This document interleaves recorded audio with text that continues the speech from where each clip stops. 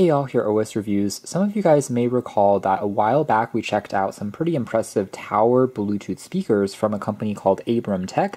They were very loud and could connect to each other, giving you some immersive surround sound, but were at-home speakers because of how large they were, really to be placed next to a TV. So this is kind of a miniature version when you're on the go, and they're calling this a retro design mini Bluetooth speaker. This time it still retains the really loud volume output, like their larger units, getting up to 100 decibels, and you can adjust different things like how much bass you want. In addition, it even supports a microphone input, so it can be used as a mini karaoke machine. It has a 5,000 milliamp hour capacity battery that's rated to last up to 7 hours of listening time. It is a stereo speaker, so you have two 60-watt drivers on here along with a passive radiator for bass. Now because of this though, the price range on this speaker is a little bit high, I think. It actually sells for around $80, but considering the build and if the sound quality is as good as the larger units that we checked out from them in the past, then it could still be worthwhile if you're looking for a premium compact speaker. So let's take a closer look at this in a moment. A very interesting design and super heavy for something so small.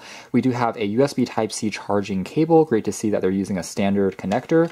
And there's also a auxiliary cable, 3.5 millimeters, if you want to connect it by wire to an MP3 player instead of using Bluetooth. By the way, it has a Bluetooth 5.0 chip inside. And here is also a free bundled microphone. And the entire thing is constructed out of a solid chunk of aluminum, so it does feel very sturdy. We do have the left and right sides for the stereo effect, the drivers, and then also the passive radiator where the bass comes out from in the middle. And then we also have the knobs down below, which you can twist to adjust things like the volume level, as well as how loud or quiet you want the microphone to be if you're plugging in that optional mic. And you can also control the reverb or echo effect if you have the microphone activated. The left dial can also be twisted to adjust the intensity of the bass if you want to boost it up or turn it down. And you can also press downwards on the keys as well to do things like play and pause your music. The knobs here are constructed out of metal and overall gives it part of this retro aesthetic that they're trying to go for. There's also a little strap that is integrated on the sides, which can be used as a handle of sorts. If you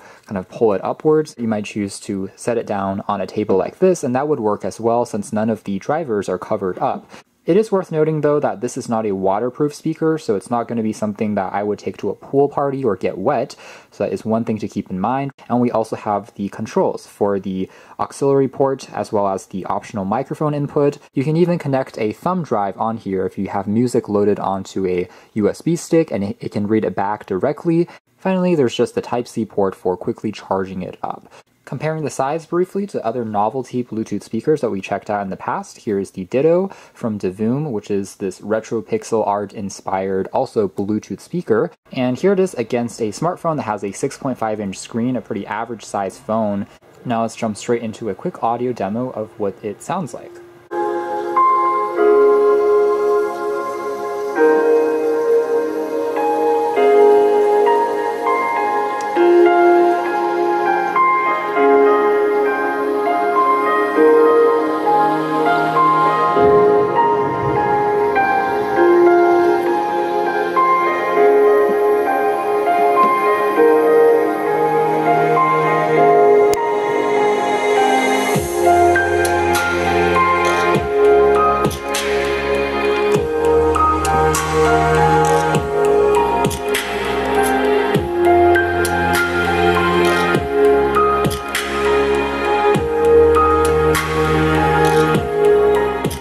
So turning the volume down there, overall impressions would be the audio quality is definitely impressive. In fact, it might be just one of the best sounding mini Bluetooth speakers that I've tested yet, especially in terms of bass. You can see how the drivers are really just vibrating there. So if you're listening to a bass boosted track or anything that has a drum beat, it really kicks and gives it a shake. When you put it down on a table, it almost rattles it a little bit. Outperforms many other speakers in the same size when it comes to the bass output, and you can further refine that by twisting on this knob, whether it's turning it down or turning it up. It's up to your preference, and it does make a difference. I also was able to discern quite a lot of details in the mids and trebles. It was very clean sounding, but even when listening to higher frequency instruments or singers' vocals, it never sounded too shrill. Still sounded very smooth and enjoyable to listen to regardless of what frequency of notes and sounds I was using on the speaker. Because of the setup here, by the way, it's also really a surprisingly 360-degree effect,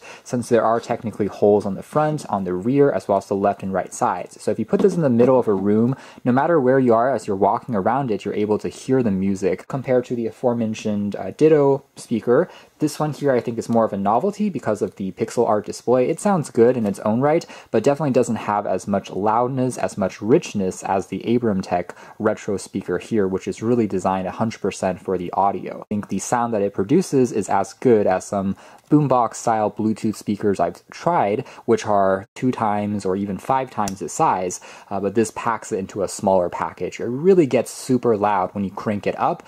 Connectivity was also good thanks to the use of Bluetooth 5.0. I didn't encounter too much lag or latency. Playing and pausing the music was smooth. Here's a quick demo of the connected microphone. Simply pop it in and it will work. So here's a test of the microphone, and you can hear everything gets amplified with the included laviar mic that it gives you. You can clip onto your shirt and make announcements or sing into it.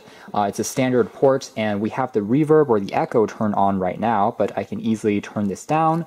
So now it will no longer have any echo in the background, and also the volume of the microphone being amplified. So right now this is the loudest, and now we can turn the volume all the way down. And all the controls, including play, pause, are responsive and easy to use.